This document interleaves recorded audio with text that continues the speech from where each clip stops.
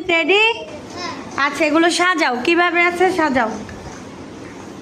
হ্যাঁ, একটু দূরে রাখো। তারপরে কি ছিল দেখো, এটা কি? গাড়ি। গুড। তারপরে কি রং দেখো, এটা কি কি রং বলো? আসমানি, আরেকটা বেগুনি। মুখে বলো। তারপরে কি ছিল? সবুজ। তারপরে হ্যাঁ, একটা হলুদ আর একটা গোলাপি। আগে ছিল গোলাপি, তারপরে হলুদ। তারপরে দেখো,